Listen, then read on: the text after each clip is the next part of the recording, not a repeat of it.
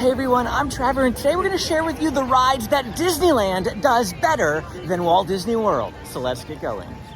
This video is going to be a little bit different than normal. I am filming this at home. Every now and again we do one of these B-roll type videos where I'm not actually at the park. I just use some footage that I had from before. And I am super excited about my Walt Disney World trip that is coming up. I hope you guys are getting excited for it as well. So I thought we would compare some rides between Disneyland and Walt Disney World, showing you which rides are better in either park. This is going to be a kind of an unbiased comparison as we look at the pros and cons of both. So let's jump right into the first one, Space Mountain. And of course, all these rides that we list first are the ones that Disneyland does better, and then we'll transition into the ones that Walt Disney World does better. Now at Disneyland, I think Space Mountain is hands down the better version because we have music. I mean, that's the number one thing. We have music on our ride. The ride is choreographed, if you will, to the music. It's so much better. There's no music at all at Walt Disney World. It's just boring. It's a little less bumpy here at Disneyland as well. It's also side by side, meaning that you get to sit next to your family member. You're not sitting in front of or behind them. We fit a full 12 people on a single vehicle, whereas at Disney World it's only 6. So though Disney World has 2 sides, Disneyland's capacity is the exact same. They also have overlays at our Space Mountain. We haven't seen Ghost Galaxy in a while, but right now we do have Hyperspace Mountain, and I do feel that these overlays make our version the superior version. Over at Walt Disney World's Magic Kingdom, the one thing that it does have going for it, however, is the extended queue. Now, that's actually a plus or a minus depending on how you're looking at it. To get to the ride, it's quite long, and you might be like, wow, this is taking forever. But I really appreciate the exit queue. I just love the dioramas and the displays that you get to look at as you're on your way out. I don't know. It's just something that I look forward to when I go to Walt Disney World. That extended exit queue. That doesn't mean the ride's better. I just like to look at the stuff. Next, we're going to look at Big Thunder Mountain Railroad. Now, just so you're aware, these aren't in any particular order. They're not ranked or anything. We're just kind of going down a list. Anyhow, Disneyland wins here, I think primarily because of the dynamite scene. Whenever you're going up the, mine shaft at Walt Disney World, they still have the scene, but it doesn't have the dynamite, so it's not as dynamic. I mean, other than that, Disneyland does have the goat. I don't think there's a goat at Walt Disney World. At least I'm not remembering that there's a goat. And so Billy is a classic aspect of Disneyland's Big Thunder Mountain Railroad. Of course, especially if you are sitting in the back row and you do the goat trick and you get that like vertigo feeling. It's super awesome. I'm sure you could probably pull the same thing off at Disney World. There's just no focal point without Billy the goat, of course. But Walt Disney World does have a better queue. That's the resounding theme that you're going to hear throughout this video. Walt Disney World has a better queue. It's just got more humor in it. There's really no humor at all in Disneyland's. Not that there's anything like necessarily special to look at with Walt Disney World. I often take the lightning lane anyway, so you don't really get to look at the queue. But Disney World does have a better queue in this instance. Pirates of the Caribbean, another hands-down win for Disneyland. No one who has ridden both is going to argue with me here. You start off at Disneyland with the Bayou scene, and there's just something special about going through the Bayou and seeing Blue Bayou off to the right, especially when there are people dining and you can wave at them. It's just a whole lot of fun. And then there are 2 drops.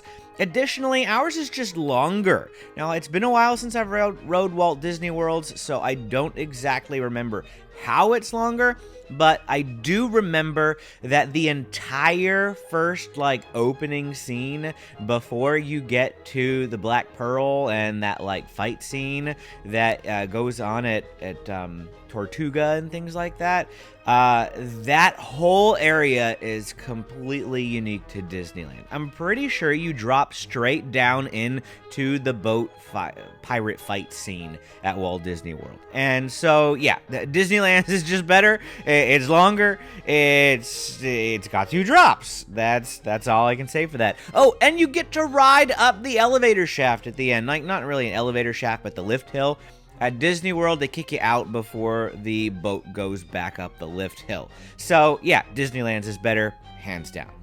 Next, we're going to go over to Buzz Lightyear Astro Blasters. Now, the one at Walt Disney World is called Buzz Lightyear Space Ranger Spin, but it's the same ride. Don't let the name difference fool you. At Disneyland, the reason that it's better is because our guns detach. Plain and simple. That is the primary benefit. The ones at Walt Disney World are like attached to the vehicle, and you don't get full range of motion. It's just not as good because of that. I've found. Also, we have targets that are different shapes. The different shapes have different points, so that you know which targets have the higher points. And so it's easier to play the game and score. I feel like at Walt Disney World, I'm always just kind of taking a shot in the dark and shooting random targets. And then sometimes I have 100,000 points, and sometimes I have 700,000 points, and I have no idea why.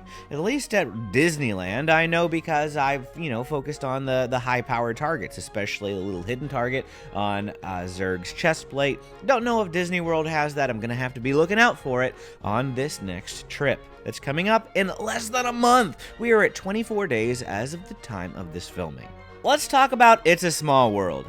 Disneyland has the better facade. I mean, Disney World kind of looks similar, but it's inside this little squished building, and Disneyland's is just that much more impressive, especially when you catch the Disneyland Railroad going by. It's super fun.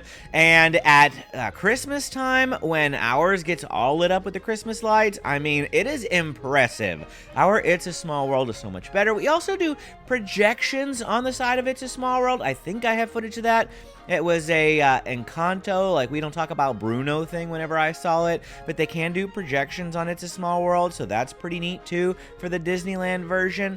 Also, on the ride itself, there are hidden Disney characters. And I know some people don't like, Disney IP being added into things, but I'm all for it. Making it recognizable, making it fun. I get to go through that ride looking for hidden characters. I mean, they're not hidden anymore. I know where they all are by now after years and years of riding it. But if you are just visiting Disneyland for the first time and you've always done Walt Disney World, this will be a fun aspect for your trip that you can go around trying to spot the different Disney characters. It really is an awesome experience. Walt Disney World, what does it have going for it? Yeah, nothing.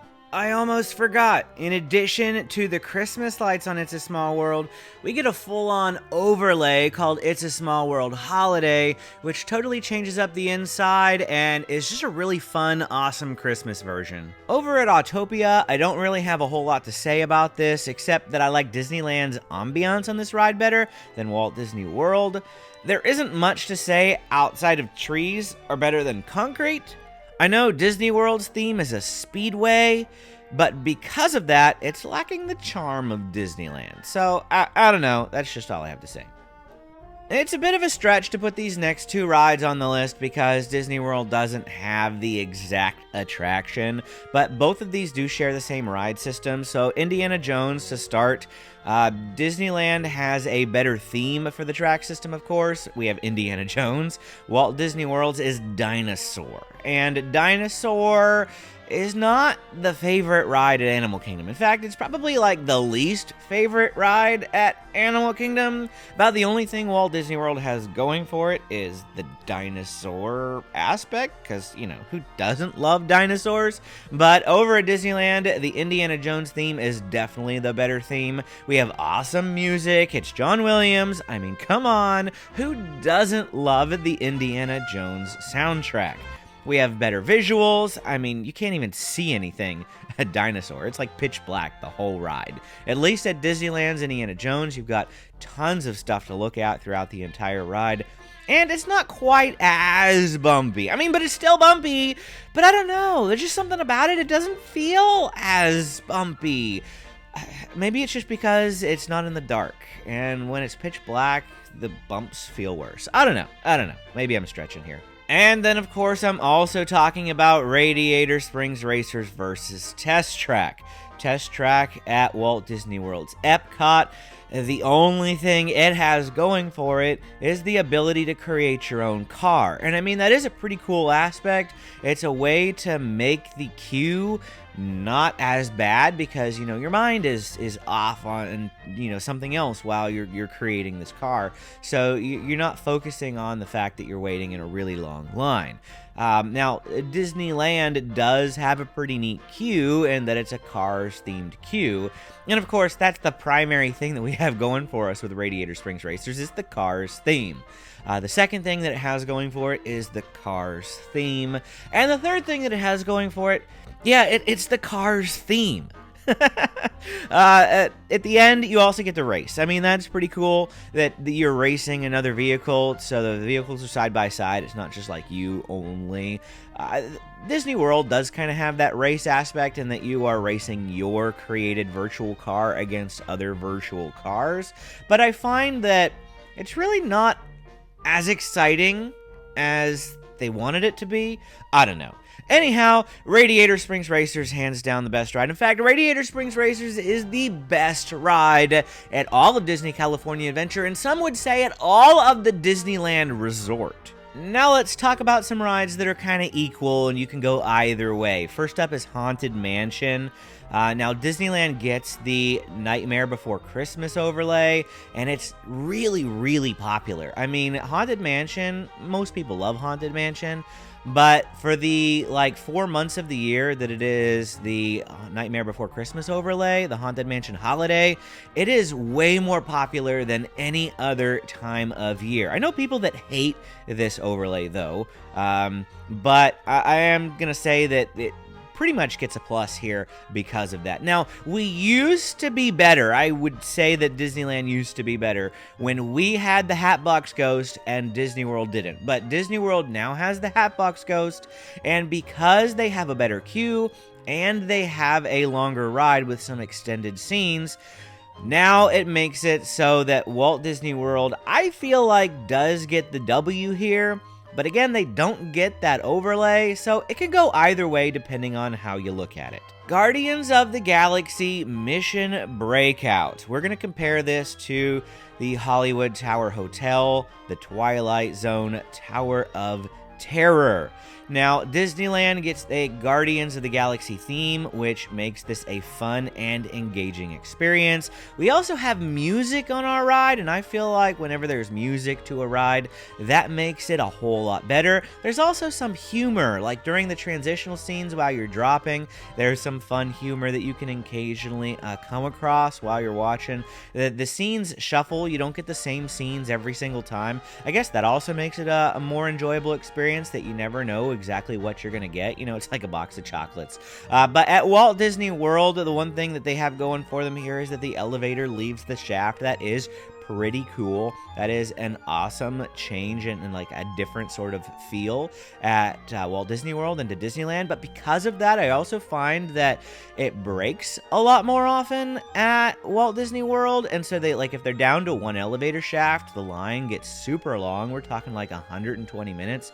And Mission Breakout never gets that bad. We really hardly ever see the ride breaking at all either. So, yeah, I personally want to give Guardians of the Galaxy the win here, but I did say it could go either way because Walt Disney World does have the creepy factor, and depending on what you're going for, fun or creepy, you know, again, it could go either way. They're the same ride, but they're different.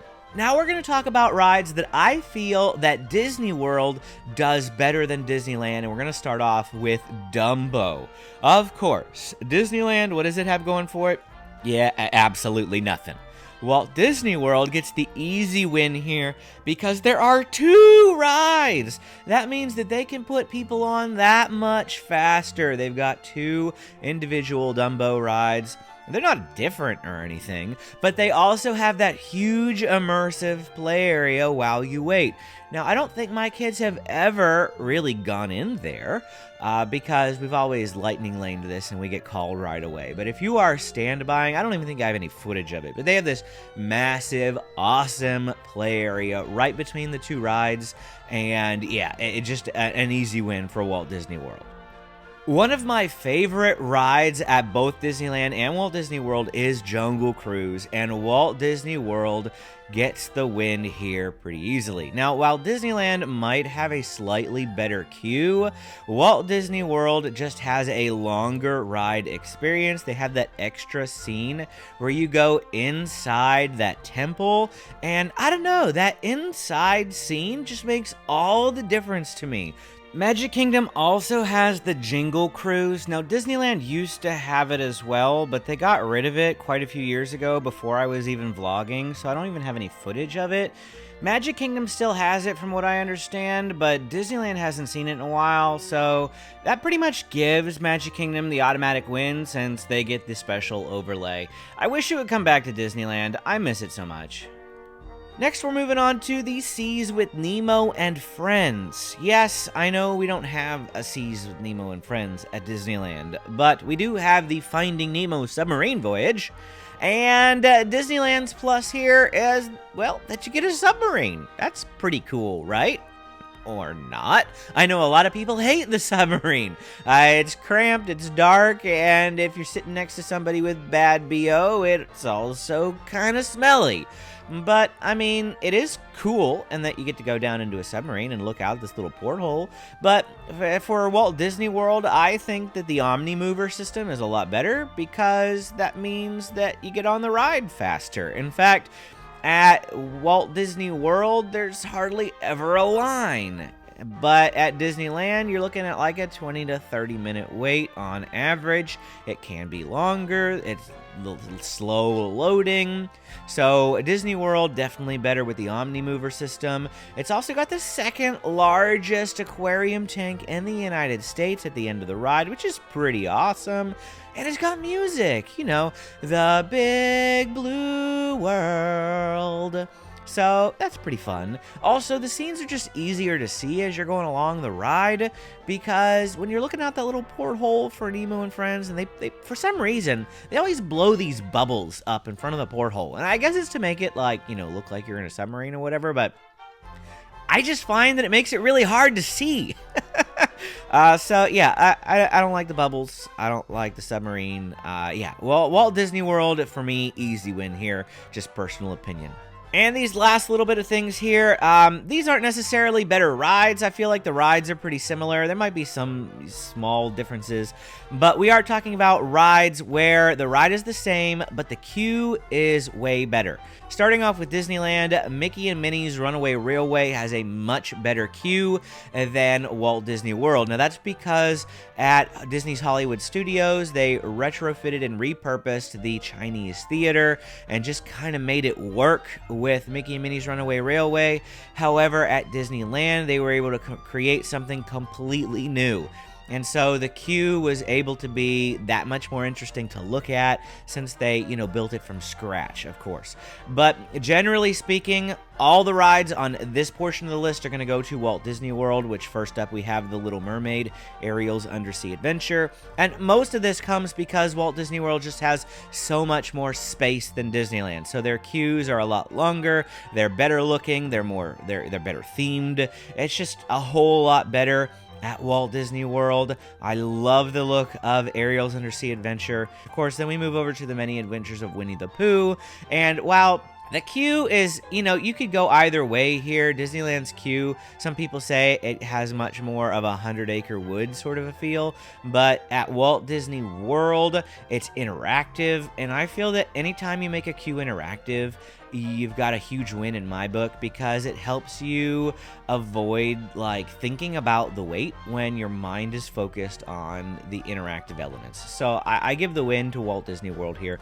Peter Pan's Flight, oh man, Peter Pan's Flight is so much better at Walt Disney World because you get to go through all these different scenes that show you like aspects of you know, well, Peter Pan and like the Darling House and things like that. There's nothing to look at Disneyland, and it's a cruel line to go through. I appreciate that Walt Disney World has a lightning lane because that means that I can ride it in like 5 to 10 minute wait. I don't go through the queue, of course, but I don't know. I like Peter Pan's Flight at Walt Disney World for that aspect, but they do have a better queue too. Star Tours, the ride really isn't any different, and the queue isn't really any different, except at Walt Disney World, they have that massive AT-AT on the outside. I know some people call it an AT-AT, I am not one of those people. You call it an AT-ST, I am going to call it an AT-AT. It's much better than an AT-AT, but isn't that awesome looking? And Toy Story Midway Mania, well, it's called Midway Mania at Disneyland, but at Walt Disney World, it's just called Toy Story Mania. Same ride, though. They have a much better queue at Walt Disney World. There at Disney's Hollywood Studios. It's also a lot bigger and longer, which means the line is a lot longer. I feel like ours averages in the like 45 to 60 minute range, and I have seen Walt Disney World's over 100 minutes multiple times. But the queue, again, is just a lot better to look at. A lot more fun, a lot more things to see. So, yeah, that's the case with a lot of Walt Disney World attractions. It's just bigger queues, better queues, a lot more to look at. And that's it for comparing some of Disneyland and Walt Disney World's rides, and to see which one is better. If you enjoyed this video, hit the like and subscribe button, then click this video to keep watching. Thanks for watching, and we will see you again next time.